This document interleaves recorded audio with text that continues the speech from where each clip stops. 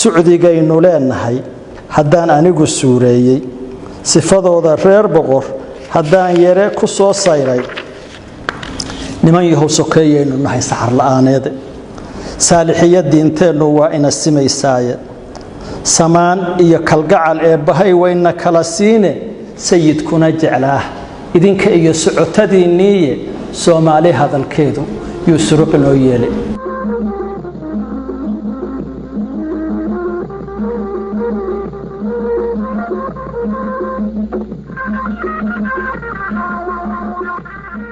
daraawiishii sannadihii ay asaasantay oo laga soo bilaabo 1900 ilaa 1903 oo isticmaalka aad ay ula dirirtay waxay ka gaartay guulo waaweyn oo isdaba jooga dhowrkii dagaal u horeeyay oo taariikhda galay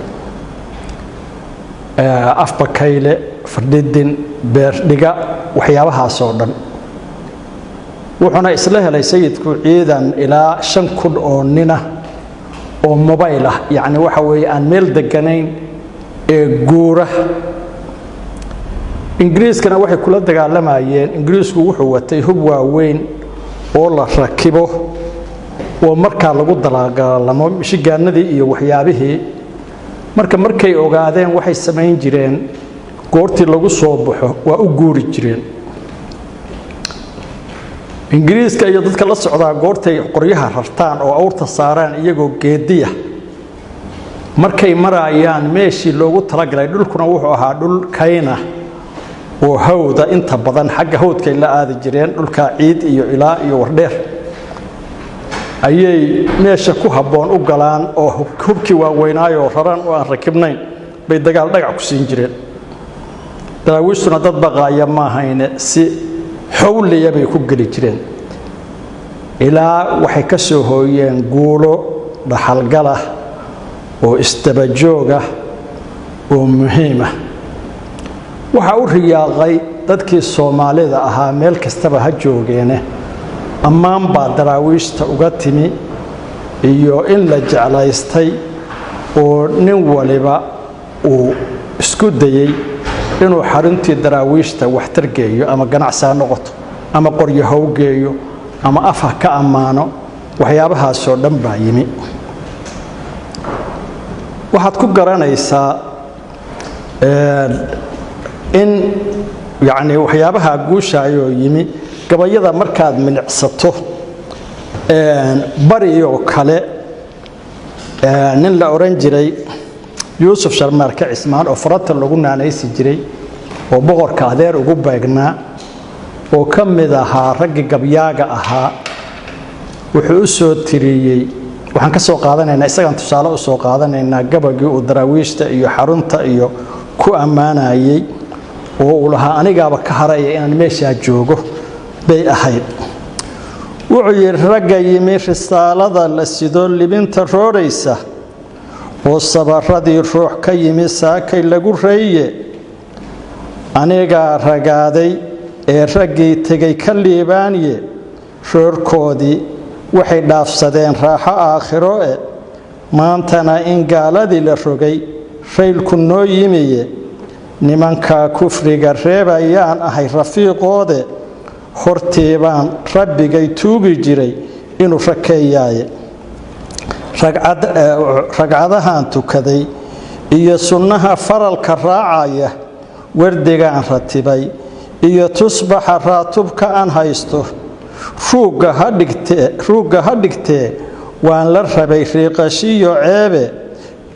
reer guuray reernagii qalbiga waa iska raacaane anigana rikaab suulgeliyo waa i ruxayaaye inaan meesha aado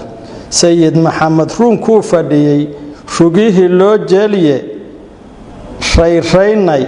oo qalbiga baa raba daraawiishi meelihii ugu waaweynaa oo uu ka rabay in laga taageerona barigu meelaha ugu muhiimsan buu ahaa wuxuu isku dayay marka xiriirka inuu xoojiyo gabagaas wuxuu imanayaa beerdhiga markii daraawiishtu ku guulaysatay oo hub badan iyo ay furatay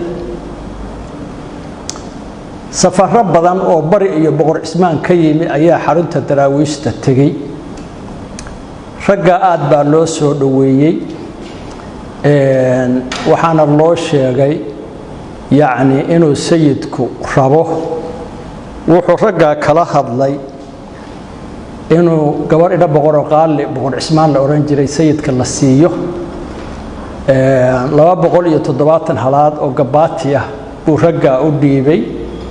si fiican oo laga sheekeeyana waa loo soo dhaweeyay subaxay tagaayeen ayuu sayidku wuxuu yiri Xuseen Dhiqle ragga la dardaaro inuu sayidku markaa gabaga bilaabay iyo in kale lama yaqaan laakiin Xuseen Dhiqle isagoo ku hadlaya shucuurta sayidka buu ragga arrimiyoo dhan inuu faro gabagaan ku sheegaya dhowr arrimood buu taabanaya waa mare wuxuu leeyahay shay waxa aanu sameynay iyo hawlaha aanu qabanay bariga iyo xeebta iyo dadka aan hawlaha la socon arinta gaarsiiya oo u warrama mar abtinimuu sheeganaya wuxuu leeyahay abtiyaal yani wixii aanu idin faray soo yar naga geeya oo sayidku maadaama harti dhalay abtinimuu leeyahay seedinimuu sheeganaya oo maadaama uu gabar doonay iyadana gabaga waa ku soo daraya ehelnimuu sheeganaya wuxuu leeyahay sokeeyaynu nahayo nimayo wada saa ula socda arrimo badan buu Xuseen Dhiqle oo muhiim ah wuxuu ka dardaarmayaa ugu dambeynta wax badan baa ina ka dhaxeeyay isticmaalka iyo Soomaalida iyo dadka waa isku diraanayne yaan layna ka dhex faa'iideysan buu ku soo gabagabaynaya waxaad ka arkaysaa gabaga wuxuu yiri Xuseen oo gabaga tirinaya Xuseen sadcaalada tan tagayow biraa socod damcaysaane safar yahow salaame ee haddaad saaka naga guurto saagoontintii iyo hadday sooryo idin raacdo saraar yeelan meel siman bannaan suudi iyo guure jidku waa sursuure ee haddii eebba idin saabsho sabadii baddii waxaad u dhixin 2 sideedaade hadday idin salaamaan kuwii sahanka dhowraayay war haddii lagaa sugo adoo daal la socon waayay sunne maaha xaajaduye iyo idinka seeraarin yarku idinka kala bayrbayrin abtiyaal sidaan idin faray iyo sawd yar naga geeya ku salaama boqorkii adduun seegisba u darane gabay waa nin seegiyo nimuu saabka kaga yaale sakhilaa la mariyaa birtaan soo fakarahayne afartaa masaran seediyee siin ma ka higaadsay sawd kalena waa hadal yaraan sixi akhbaartiisa sallax eerago maalintay samadu gaadootay sumuc iyo jikaar maalintuu saamuhu isdhaafay saraakiisha maantuustu ku husaabka kaga joogay ee suuniyaalow kufrigu baqada siigeeyey waa siin ilaahay wuxuu gaal ku noo sidaye ingiriis sidii loo galiyo saxalka iidoora sanbab dooxan xiidmaha saysayan sabar wixii yeelay safdhan baa la gowracay sidii sadaqo reeraade cawar waxa surkii lagaga jaray sulub dharaareede 3 aliflayaashan gudnayn sadatay naartii subuca iyo seefaha dabkiyo saanada aan taabnay tagoo seediyaal kaga warrama suuqyadii xeebta wargeeyuu leeyahay ku sayaxa safkii faranjiga iyo saaxilka kharaabay ku salaama boqorkii adduun seegisba u darane suudigaynu leenahay haddaan anigu suureeyey sifadooda reer boqor haddaan yare ku soo sayray